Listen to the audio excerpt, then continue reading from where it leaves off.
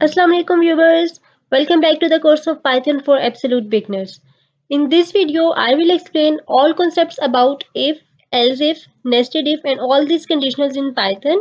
And in my last video, I have explained all types of operators like arithmetic operators, like relational operators, logical operators and how this operator works in Python. So if you have not watched that video, then I will recommend you to watch that video first for better understanding of if else conditionals in Python. Now let's begin this tutorial with a real life example. Let's say you have to go outside and you have two situations. First situation is take umbrella with you and the second situation is do not take umbrella with you. And now you have to decide from these two situations which situation you have to follow. So you will consider some condition in your mind and that condition could be today's weather and you will decide on the basis of this condition that which situation you have to follow. Okay, so you will say if today's weather is rainy you will take umbrella with you, and if today's weather is not rainy you will not take umbrella with you.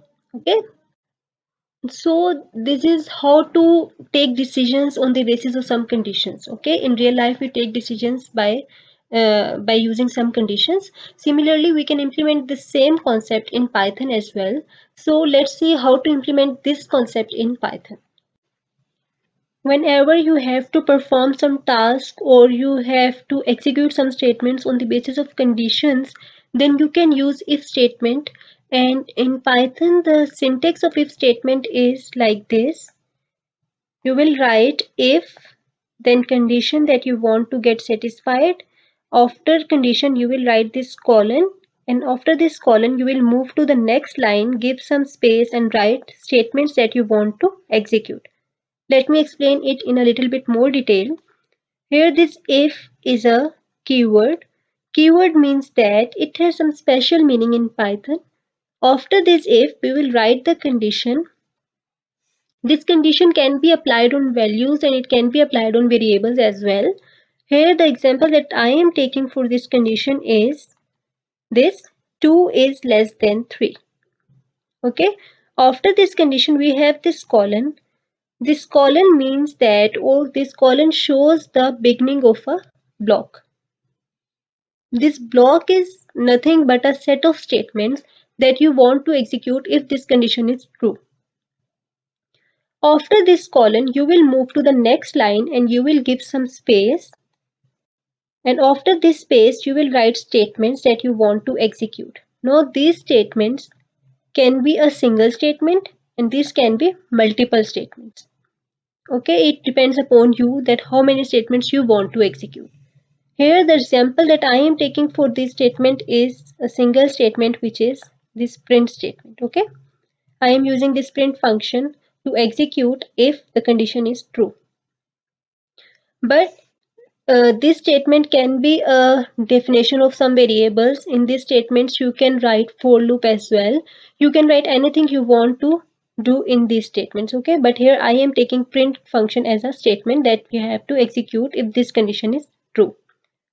So let me show you its complete flow in which it will execute this whole statement. Okay, what it will take, it will take a start from this if, and then it will move to this condition. Here it will check the condition if this condition is true or not. It will check 2 is less than 3. Yes, 2 is less than 3, so the condition is true. After this condition is true, it will move inside this body of if statement. Okay, these statements are called the body of this if statement. Okay, when this condition will get true, it will move to the body of if statement and it will check what it has to execute. Here when it will move to this statement, it will see it has to print this condition is true on the screen. So it will print condition is true on the screen and you will see condition is true is written on your output screen. But what if this condition get false? What it will do if the condition is false?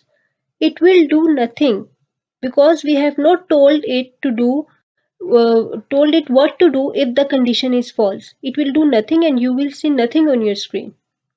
For example, here if I write 3 is less than 2, now the condition is false, 3 is not less than 2. So it will not print this, it will not move, it will not go inside the body of this if statement. Okay, or if we want it to display something, if the condition is false, then what we have to do, we have to use if and else statement in Python. For example, if I say that if the condition is true, then print this. But if the condition is false, then also show me something so I can get idea that my condition is false now. Okay. So for this purpose, we will use if and else statement in Python. For using if and else statement, you have to follow this syntax in Python. In this syntax, you will see two parts. The first part is this if part, and the second part is this else part. Okay. So what it will do, it will execute only one part at a time. It won't execute both of these parts. Okay. So if the condition is true, it will execute this first part, it will execute these statements that are written in the body of this if statement, and it will skip this second part. It will skip all these statements that are written after the else, okay, or written in the body of this else statement. For example, if 2 plus 2 is equal to 4, print sum is equal to 4. So here what it will do, it will check this condition. Here the condition is true. 2 plus 2 is equal to 4. This condition is true. So it will execute this first part, and this second part will not be executed. It will skip this second part. Okay. Similarly, if the condition is false, here, if the condition is false, it will skip this first part. It will not execute this first part, and it will move to this second part, and it will execute this else part. Okay, it won't execute this if part, but it will execute this else part. For example, here it is written as if 2 plus 3 is equal to 4, then print sum is equal to 4. So here 2 plus 3 can never be equal to 4, so this first part will get skipped. It won't execute this first part. But what it will do, it will move to this else part, and it will execute this else part. Here this else part will be executed. Why this else part will be get executed? Because this condition is false here. So it will not move inside this if statement, but it will skip this all part, and it will move to this else part. So that is about how you can use if and else statement. But what if you have multiple conditions to check for executing some statement? You can take a real life example like this. If you have to buy a laptop, and you have some conditions for buying laptop, like the laptop must be of HP company. This is your first condition. If it is satisfied, then you will ask, is the RAM of laptop is equal to 16 GB? You want a 16 GB RAM laptop, so your second condition will become RAM. Okay. After this RAM, you will say the color of laptop must be black. So you have three conditions that all must be satisfied for buying your laptop. Similarly, we can apply this concept in Python, that we have multiple conditions to implement, multiple conditions to check for executing some statements, and for this purpose we use nested if statements in Python. So the syntax of nested if statements in Python will be like this. If condition, okay, this is the first condition. You can say laptop must be of HP company. Then the second condition, the RAM of laptop must be 16 GB. If this condition is satisfied, then move to this condition. Okay. After this, you will say the color of laptop must be black. So then it will check this statement, and then it will move to statements that it has to print, and here the statement would be buy a laptop. Okay. So the flow will be like this. It will first execute this if statement. If condition will be true, it will move to this second if statement. After this condition is true, then it will move to this third if statement. If this condition is true, then it will execute all these statements. Okay. For example, here you can see if 2 is less than 3. So this condition is true. 2 is less than 3. It will move to this second if statement. Here it will check 3 is less than 4. Yes, it is also true. So it will move to another if statement. And here it will check 4 is less than 5. So This is also true, so it will print all conditions are true. It will print all conditions are true on your screen. But what if the one condition is false? For example, here you can see if 3 is less than 3. 3 can never be less than 3 because 3 is equal to 3. Okay. So this condition is false. So it will not move inside this if statements. Why? Because the first condition is false, so it will not check other conditions and it will skip all this part. This all part will be skipped. It will not execute this part. Let's take another example in which the first statement is true but the second statement is false. Here this first statement is true, so it will move to this second statement, and in the second statement it is written as 3 is greater than 4. 3 can never be greater than 4, so this condition is false. So what it will do, it will not move further inside because the condition is false, so it will skip this all part. Okay. Similarly, if this statement will get false, so it won't print this if this statement is false. So it works in this way, nested if statement. And now let's see if we have multiple choices.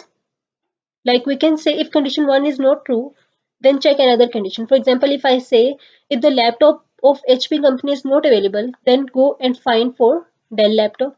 So I have multiple choices. For this purpose, we use elif, if and elif and then else. So the syntax of elif statement in Python is like this. In this syntax, you have multiple parts. First part is this, then second part, then third part, and then fourth part. Okay, you can have as many elif statements as you want, but here I have just shown only two. So what will be its workflow? It will execute only one part from all these parts. Okay, the workflow will be like this. First it will check this first condition. Okay, it will check this first part. If it will check this condition, if this condition is true, it will skip all the other parts. All these parts will get skipped. It won't execute all other parts. If this statement is true, if this condition is true, it will execute all the statements written in the body of this if statement and skip all other parts. Okay. But what if this first statement is false? First condition is false here. So it will move to this second part. Here it will check the condition. If this condition is true, then it will skip the rest of the parts. Okay, it will not execute these parts. It will execute the statements that are written inside the body of this elif statement. For example, you can see an example here. In this example, you have some number. Let's suppose this number is equal to 5.